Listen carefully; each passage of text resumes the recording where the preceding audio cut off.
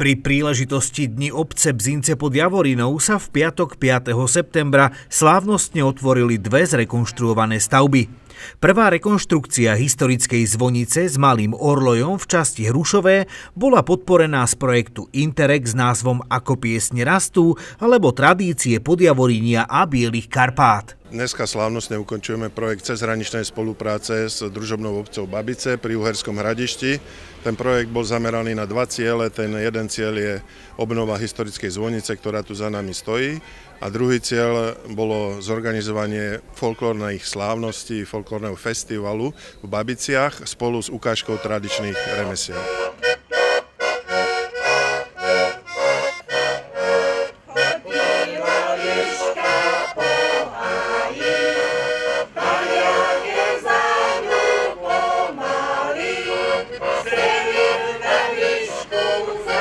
Pamätám si, keď sme pred pár rokmi robili aj túto cestu, miestnu komunikáciu, ktorá teda je v majetku Trenčianskeho samosprávneho kraja cez túto miestnu časť Hrušové. A som veľmi rád, že pribudla aj rekonštrukcia, modernizácia celej cesty z Nového Mesta cez Starú Turu na Mijavu, ktorá tiež je susednou cestou a spojnicou Mijavských Kopaníc s Považím. A pán starosta, chcem poďakovať za to, že v podobných investíciách pokračuje aj tvoja obec. Spoločne so zastupiteľstvom ste podali tieto dva projekty, ktoré sa dnes teda takýmto spôsobom slávnostne otvárajú. A teší ma aj to, že tento prihraničný región dokáže spolupracovať a komunikovať aj s našimi sestrami a bratmi na Morave. A táto zvonica je toho naozaj príkladom. Chtěla bych poděkovat panu starostovi Bzincu za vlastně tady tento projekt, díky kterému se u nás mohla ta akce 2. srpna konat. Myslím, že byla velmi úspěšná a jsem moc ráda, že naše družba mezi oboma obcema pokračuje už víc než 60 let.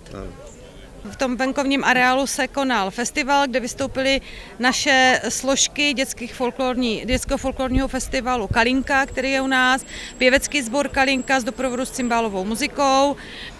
Součástí byl jarmark lidových řemesel, jak od nás z Babic, tak přijeli vlastně ze slovenské strany.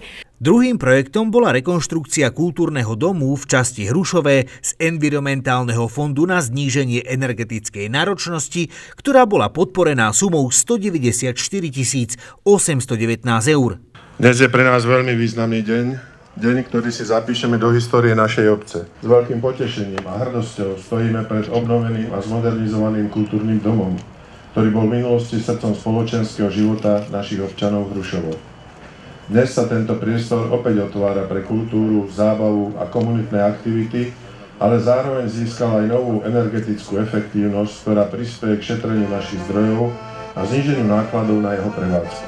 Určite zaujímavosťou bude, že rekonštrukcie obsahujú časové schránky s dokumentáciami a informáciami pre budúce generácie. Radovan Masár, Televízia Pohoda.